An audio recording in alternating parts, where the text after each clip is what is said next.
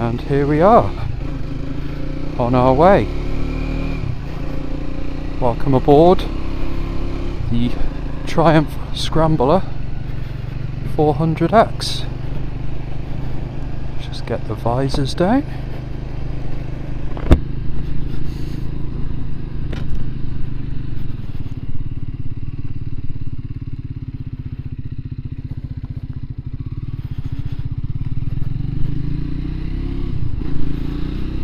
So, welcome along to the channel. My name is James, and as my title suggests, this is New Rider Diaries, as I am very much a new rider. I'm currently just over a week into my journey on motorbikes, having passed my Mod 2 on the, I think it was the 22nd of August, now on the 2nd of September. In that time I've done about just a little over 600 miles, believe it or not, which has flown by. 600 glorious miles. Absolutely loved every second of it. And I'm just trying to make the most of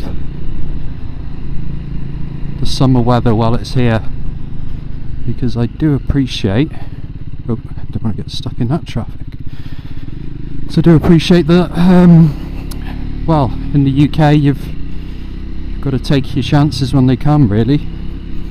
So any excuse, and I'm out on two wheels at the minute. So I'm just going to get out of town, talk you through the bike, talk you through my experience of it, and why I got into riding, and then I'll take you along, hopefully on a really nice journey as well. I'm planning to go about 60 miles, all on A and B roads, lots of twisties. Nice scenery. I'm gonna say hopefully nice weather, but it looks like it's gonna thrash it down. So with a bit of luck, the rain will just stay off our back for the next hour or two.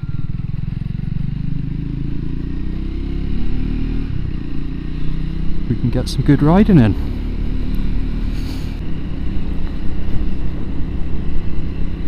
So I'm currently chatting to you through my DJI Action 3 camera and the microphone attachment. Really impressed with some of the pictures so far. Actually got a dirt cheap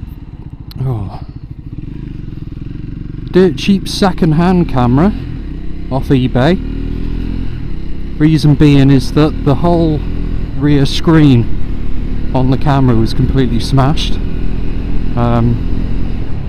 but with it being the Action 3, it has a front screen on it which is in perfect working order, so I can actually get by with just the front facing screen. Uploaded my first video last week, which was my first ever ride out on the Triumph after passing my test, and unfortunately I don't think the quality was really shown off on the upload, but I'm not sure if that's a camera thing or a YouTube thing. Reason being is when I look back at it on my TV and my phone, it looks crystal clear. But anyway, trying out some new settings now, so hopefully this will be in crystal clear 4K vision for you. So far, very happy with this bike. I'm as I've said, I'm just over 600 miles into the journey on it now, and really I can't pick any fault with it so far. It's got plenty of power. Certainly in the lower gears, the torque is incredible. Perfect for what I need as a new rider. You know, I'm not that I'm looking for speed, but I'm not going to get myself into trouble while I'm out riding this. And it's just so light, so flickable, easy to maneuver. But it looks and feels like a big bike when you sat on it. It's quite a machine. Another reason is I'm 6'2", so I did look at the Speed 400, but well, I prefer the looks on the Scrambler, and being a little bit taller just makes perfect sense, really. I can flat foot it, so there's no issues there. But then again, I probably would be able to flat foot any bike, but yeah, so anyway, great little bike, fantastic on fuel economy as well. The range is brilliant on this, so I appreciate I'm still running it in, and you know, we're not going to see the full potential of it just yet, but you know, let's have a look. So yeah, since I last filled up the tank, I've averaged 81 miles per gallon. That's UK. So it's just a phenomenal machine in my eyes.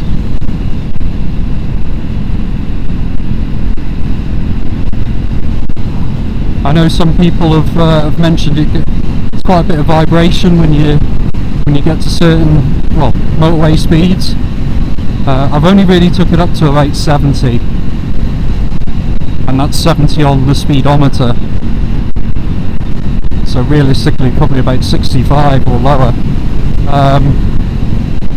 But I've not noticed any uncomfortable vibrations or the bike struggling in any way, so I'd highly recommend it. The only things I've done to the bike so far is I've put the fly screen on the front. Now, I actually did that before I got my license, so I don't really have anything to compare it to beforehand. But for even if it's just for aesthetic reasons, I think it just transforms the look of the bike, and if I'm being honest, that's quite important to me, as well as as well as the machine itself. I was thinking about getting a tail tidy as well, but looking at the bike in person, I honestly don't think it needs it. Some pictures I felt that the tail was, well, I've seen them online, I did think it looked quite ugly from certain angles, but you know, in person I don't think it's too bad at all, so I'm just going to leave it as it is for now. I was also considering the higher mudguard, just to get the proper Scrambler look, but again, in person I'm so torn that I think it looks amazing as stock. So I think what I'll do is I'll leave it as stock for now, perhaps see how I feel in a few months. Probably want to mix it up a little bit once I've rode it for a couple of thousand miles maybe. The only little niggles I've had are the left mirror. It keeps coming loose, and no matter what I do, I'm following all the instructions in the manual, but no matter what I'm doing, oh look out, no matter what I do, I just can't get it to stay tight. My dad's had a look at it as well, he's a mechanic, he can't figure it out. So got my first service next week, and I'll ask the guys at the garage to have a look at it, perhaps get it replaced or something. But that's the only little niggle I've had so far.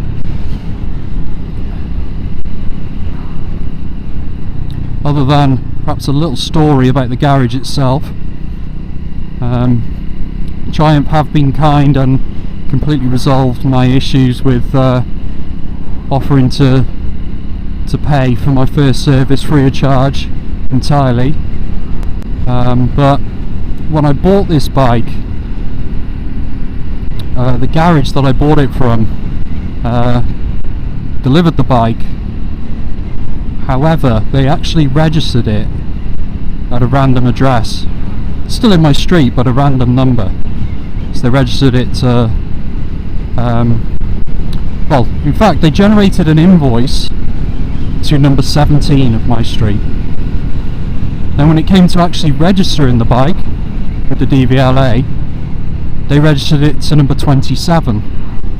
The problem is I live at number 29, and the people who live at 27,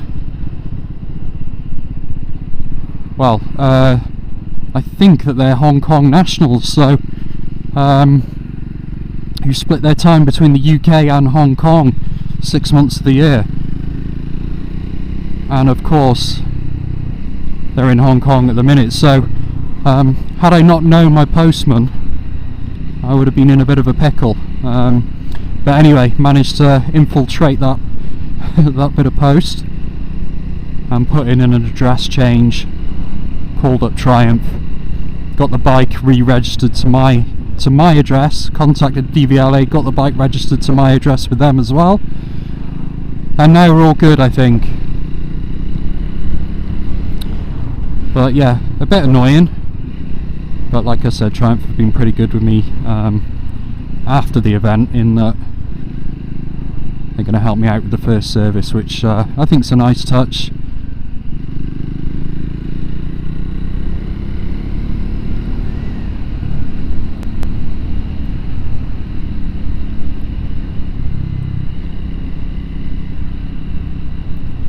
Ooh, traffic lights out of order here.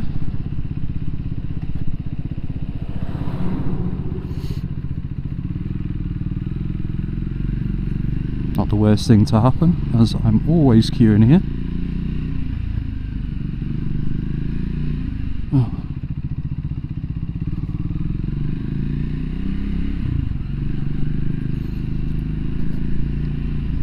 So while we're going slow through this little village, what's the gearing like? I mean, that is all I'm reading about on the Scrambler and the Speed, actually, 400 forums. People questioning the gearing, changing the sprocket. So if my memory serves me right, I think this has got 14 tooth on the front, and a lot of people are changing it up to the 15, which I think gives about another 7% in each gear. Now, I've got nothing to compare this to other than the bike I passed my mod 1 and 2 tests on, so I'm in no way an authority on this, but I do actually think that would be better. I mean, first gear when I'm setting off, I find it a little bit twitchy, and you know, once I'm hitting like 2 or 3 mile an hour, I'm ready to change gears. So yeah, maybe that will be something I'll look into. I'm not going to do anything just yet though. Now, I took a bit of a detour here, going through a place called Grinley Brook to my favourite ever garage. Nothing particularly special about this garage other than the price of the fuel. It's regularly voted UK's lowest price garage, so it just so happens that if I take a mile detour on my little trip tonight, I'll can stop off here and fill up. So let's see what the prices are. Yeah, so it's the 3rd of September 2024, 127.9 for unleaded. You can see there's already a queue to get in there. I think people come from far and wide.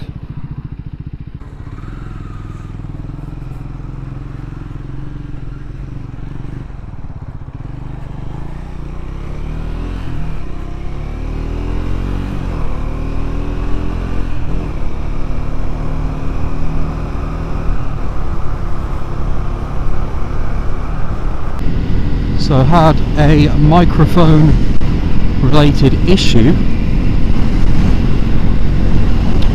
so I've just clipped the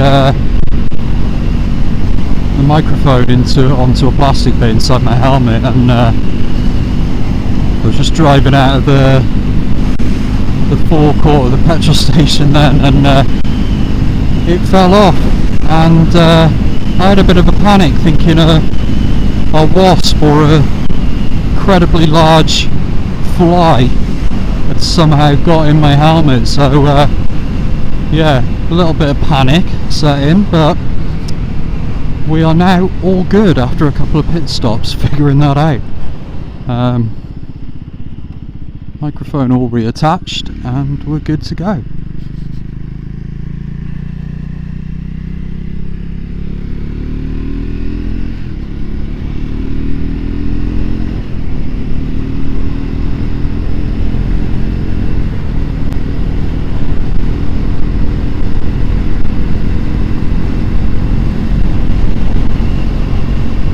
So you might be able to see from, well, in fact it's probably taken up, looks like it's taken up the entire handlebar space.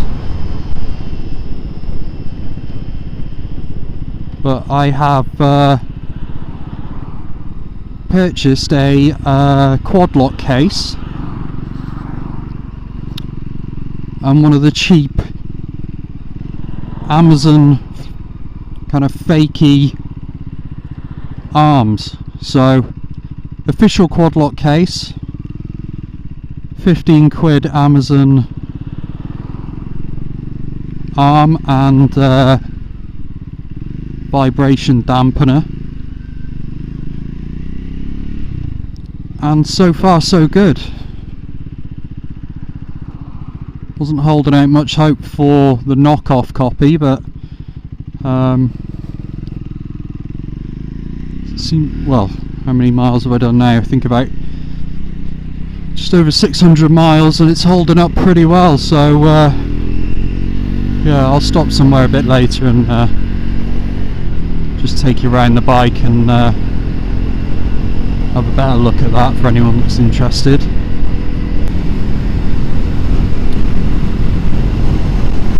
So I am still running this bike in. Meant to have a service before it hits 600 miles. I've gone past that now, but due to availability of the garage I can't get in for a service for another week.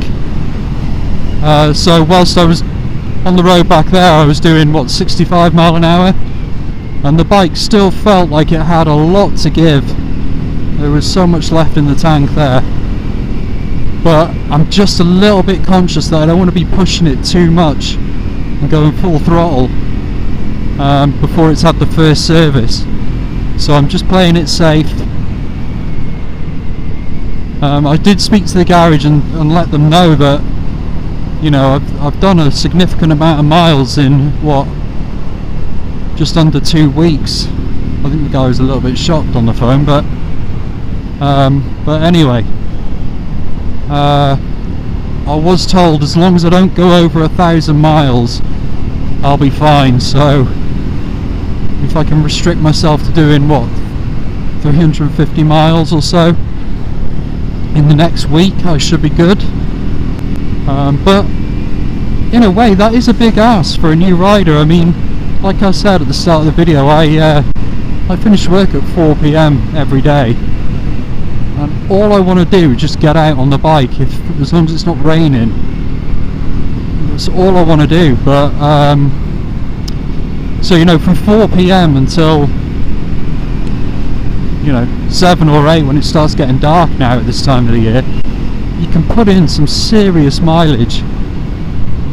And this bike, for me, I could ride this all day, no problem at all. The seat is not uncomfortable in any way, although I know that that's not common amongst other riders. But I guess everyone's different, because I was dead set on getting the comfort seat as soon as I was thinking of having bought that and installed it before I'd even got my license. So I'm glad I just got excited. And when you get a new gadget or toy or something like that, you just want to buy everything and get all kitted out. But I'm really glad I managed to resist the temptation of buying the comfort seat before I'd actually rode the bike. Because there's just no need for me personally to change this seat. I think the longest ride I've done is probably about, with brakes, probably about 4 hours, I would say, and I've not been in any discomfort in any way. But like I said, I do appreciate that's not common amongst other riders of this bike.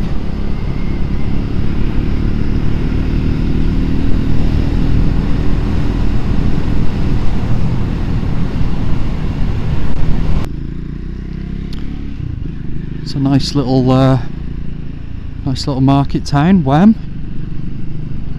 in the Shropshire countryside. Not been through here for years.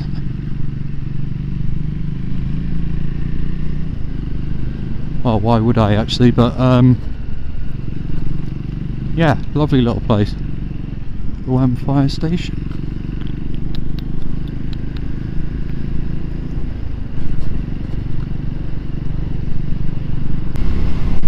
Okay, so I have cut short this ride. I had hoped to do about 70 miles originally, which would have taken me about 2 hours, I think, all in. But if you can see the state of the clouds now, it looks like it's going to absolutely thrash it down. And truth be told, I don't want to have to wash the bike just yet, so it's already filthy, but livable at the minute. So I'm going to get back as soon as I can and have a nice relaxing evening at home, I think.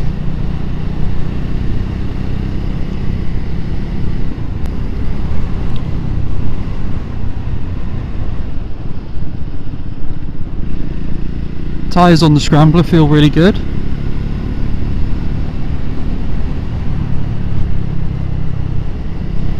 I have rode in rainy conditions the other day,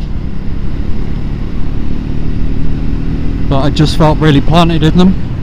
They are just the standard tyres. But yeah, I almost feel glued to the floor here. Don't want to get too cocky, obviously, but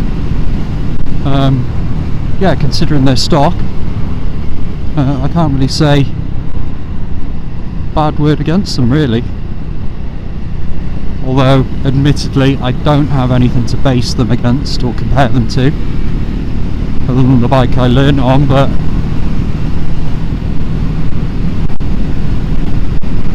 you weren't really doing the same riding as I'm doing now.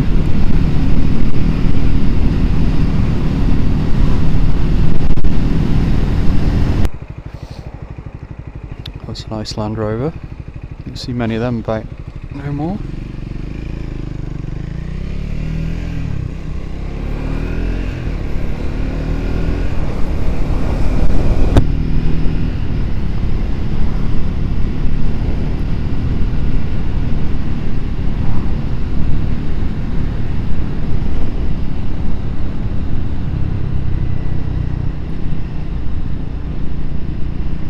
Right, that looks like a nice little car park to pull over at. I don't know how this walkthrough is going to go, because I'm just going to do it completely on the camera. and I've got the ultra wide angle on and whatnot, so maybe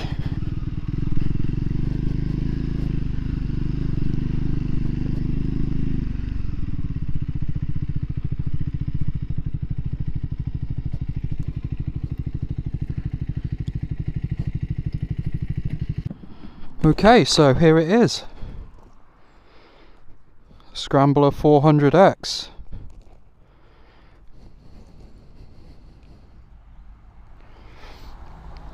Just do a quick walk round. You can see I put the fly screen on there. The Triumph sticker that cost nearly as nearly as much as the screen. The screen itself was from China. I think including shipping it was about 20 odd quid.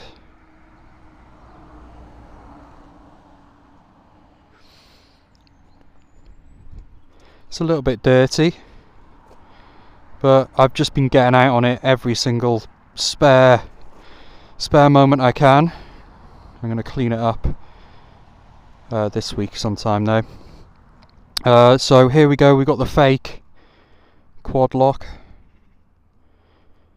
That did come in red, but I've resprayed that black. You can see some of the red bits peeking through, but it'll do for now. I will buy a genuine quad lock soon. Got the Krieger waterproof day pack, the 5 litre US I think it's called, something like that.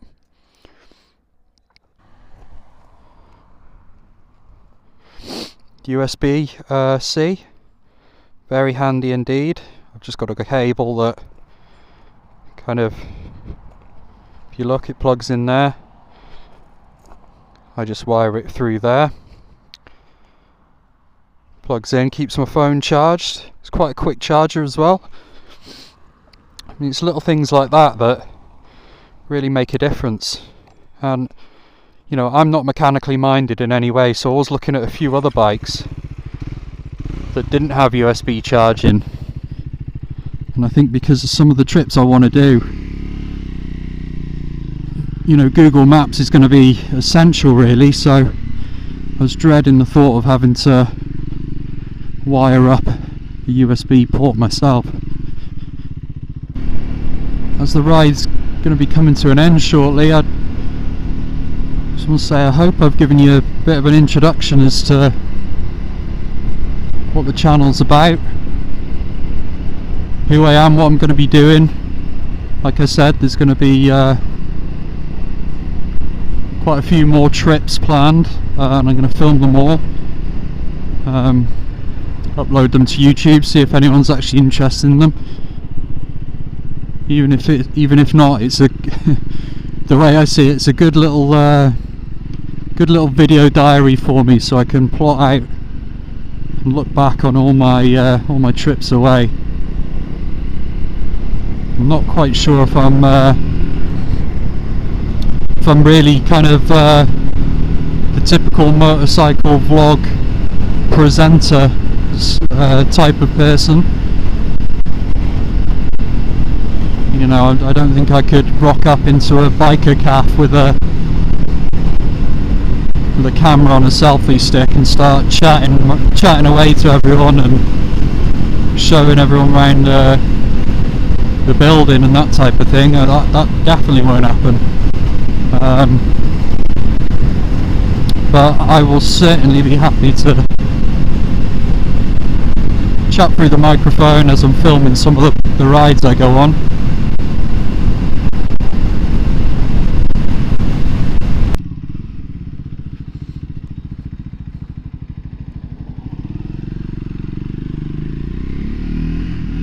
Nice little castle there, pond, there's the ducks. One thing that gets me about that there, if you look at the front, they've replaced some of the bricks with, I know it's not a breeze block, but it sure looks like one when you've got the original lovely stone walls, and then you've got what appears to be a breeze block shoved in the middle of it. It just looks like a barge job in my opinion, but anyway. Okay guys, so I'll just sign off this video now and say I hope you've enjoyed the ride. We've done about 45 miles tonight actually, so not too bad at all. Oh, I think that was my sister. She hasn't seen me on the bike yet, so she probably didn't have a clue who that was. But yeah, I'm gonna hopefully upload perhaps a video or two. In fact, not two, definitely not two, but hopefully a video each week.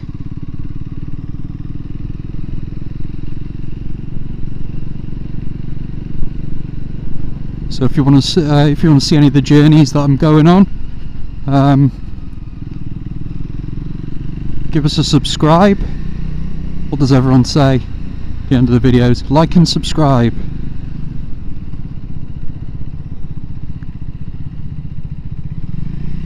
And yeah, thanks very much for watching. Hopefully catch you again soon.